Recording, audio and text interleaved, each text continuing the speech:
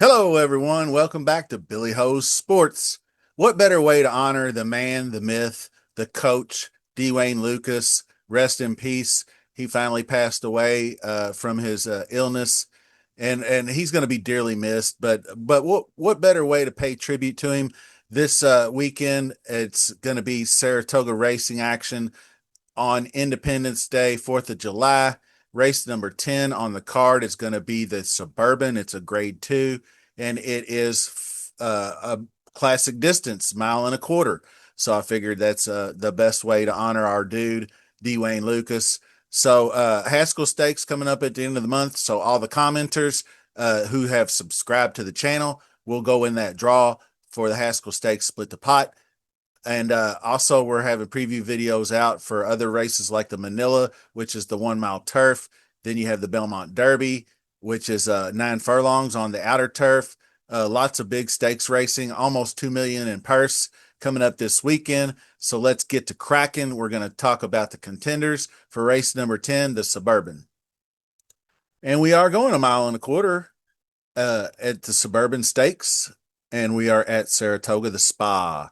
So this is going to be 4-year-olds and upward, and we're going to start with Phileas Fogg, surprise winner, so to speak. Maybe not so surprising, but did catch him off guard at the Excelsior. Then the Pimlico Special did go off at almost 3-1 odds, but was upset by Awesome Aaron in that race.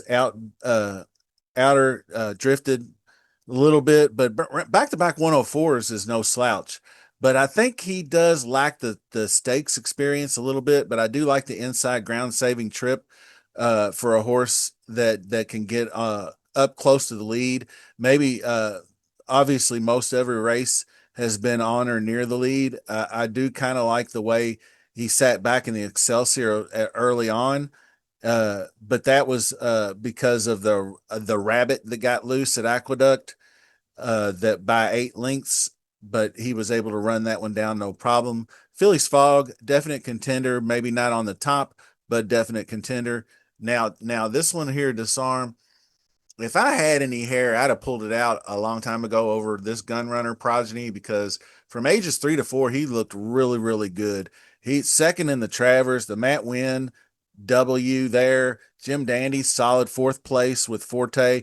Although it wasn't a big race, he still ran against Forte and Saudi Crown and those of that nature. Then won at Churchill Downs, and then flops in the Stephen Foster. Then runs a so-so 4th in the Whitney. Then a pretty good run in the Jockey Club Grade 1 with Highland Falls and Pyrenees. Both of those horses were really peaking at that time too. And the 4th to hit show in the Lucas Classic.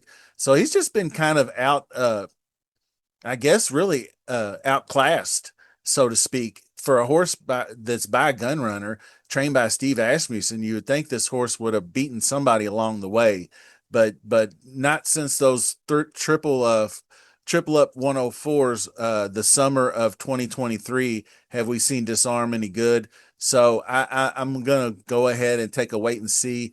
Underneath use only. I'm not picking them for the win. I wouldn't pick Siro for the win either. Siro, Brendan Washley, Saez back on for another go. 4th in the Pimlico Special. He was losing ground down the stretch, and that's not good. That's strike 1. Now, I will say they had a shoe problem. You see where it says shoe repair. They had to fix the shoe in the paddock before the race, so I don't know if that affected him at all, or Saez maybe erring on the side of caution. Didn't really press things once he got around the stretch. Just moved up to 4th and was beaten by 2 rivals in this race. So I'm gonna probably take a pass for that reason. But really, there's just no horse that stands out more than Locked in this race to me. I kind of feel like similarly that I did in the Stephen Foster with Mindframe with this horse, because what has he really done wrong? I mean, I know early on in his career he looked really good. He blew him out. Then he won that huge win in the Breeders' Futurity. He had a solid 3rd in the Breeders' Cup Juvenile behind Muth and Fierceness, and then he came out and went lost. He got kind of knocked off the Derby trail, so to speak. So you can see his first race wasn't until October of 2024. He came right out and busted out a win, then backed it up with the Cigar Mile. So it was basically injuries and fevers and this, that, and the other. Really just had a bad early 2024, first 6 months or so.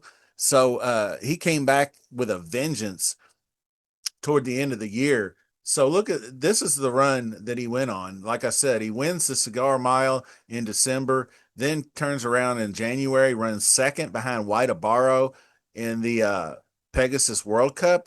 Then March of 2025, he wins the Grade One Santa Anita Handicap by 8 lengths, clobbered Hit Show in that race. Hit Show goes out to the Middle East and wins the Saudi Cup. So and I really thought he didn't run well in the Ali Sheba. I was disappointed in him at 1.45 odds, but he actually had got victimized, kind of like what Sierra Leone would do, in this -9 opening quarter, and it was a -1 coming home. The only reason it got up to a -1, you had a 24-48 opening half, and that really put him in a compromising position with Fierceness and Most Wanted tearing ass down the stretch to break the track record, coming home so fast. He just didn't ever had a chance to catch him, but he moved up to fourth and he ran pretty hard, came belatedly. So he's number one with a bullet. Now his half brother, who's sired by a gun runner, that's Bendoog, and that's going to be Mott and Jose Lascano. Lascano a little bit lesser known, but really still a good jockey. Struggling so far out of the gate though. One win in the last 20, so not doing very well there. So he's one you can't consider for the win, I don't believe, but you got too many other good things. 26% winner last race, 22%. Bill Mott's tearing ass. He is winning everything lately. And look, these three straight races right here, nose, neck, neck. Then he gets the win. So he's right on there. He probably should have beat Bishop's Bay. That's the race I looked at in the American Pharoah out at Oaklawn Park. He was right there with Bishop's Bay. And then for some inexplicable reason, Johnny V decided to alter course and dip down inside, and he still was clear. And I don't know how Bishop's Bay got him at the end, but he did by a neck. But I kind of give him almost a half a point for the win there on that race. So Bendoog, I think, is definitely in the mix. This one, Honor Marie, I can't back. This is the other Whit Beckman. I just don't know what he did with this horse after the Jockey Club. He's second in Louisiana Derby. So he jacks around and then he goes into this marathon, mile and a half race, and he gets him across the finish line. So what better way to do that than to send him right back into the top level stakes competition and going a mile and a quarter? So this horse I just don't think can compete at this level unless something drastically changed in that mile and a half race. Too many other bad dots on this side of the board here. Now, Antiquarian is another one that I think could be interesting in this spot. He as Johnny V is going to ride this time around, and probably still waiting on that dinner from Brian Hernandez and Mystic Dan for just kind of pushing everybody out of the way in the Blame Stakes to clear him down the rail for the win.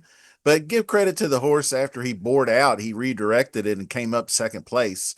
So he's a solid graded stakes horse as long as there's no shenanigans down the stretch. That kind of rip roaring figures pretty good to me. So third for a reason. So you're kind of seeing how things are shaping up.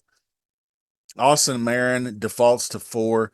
I don't know what to make of this freak show that he put on running a 105. He backed it up going 100, but that was optional claiming. He came out of 62 and a half into X optional claiming for 50, then allowance company, allowance, so he's just been, he's a 6-year-old gelding, and then now all of a sudden he's a grade 2 stakes winner. I gotta see it to believe it. So that's going to round out the field for us today. And so, like I said, I think it feels very similar to the Stephen Foster. I'm all in on Locked as of now, unless something changes. His pace figures are just awesome. And then obviously the number 5 Bendoog, the half brother, he can run similar numbers, I do believe, but not the early speed. Uh, to Not the same early speed as Locked. Locks on just a little bit higher level, in my opinion. Then underneath that's going to be the 1 Phileas Fogg and Disarm, number 2. Number 7, obviously Antiquarian. We'll put them in some sort of order later on in the week, and probably going to be that 1, 2, 4, 7 in the pick 5 as well. But that's going to be all for the show. Thanks for tuning in. Stick around. We got a pick 5 video coming up this week. That's going to include probably race 11, the Harvey Pack, which is the 5.5 furlong turf sprint for 4-year-olds and up. That's going to be a fun race. And then obviously all the commenters going into the draw for the Haskell. We'll maybe do multiple split the pots for that weekend, like the last month, kind of similarly that to what we did for the Stephen Foster. Toward the end of the month, we'll do Haskell, and then maybe another one like a Jim Dandy or something or other, and we'll do split the pot races multiple times. So get those comments in there. Use hashtag BHS to help promote the channel. Till next time, see you soon.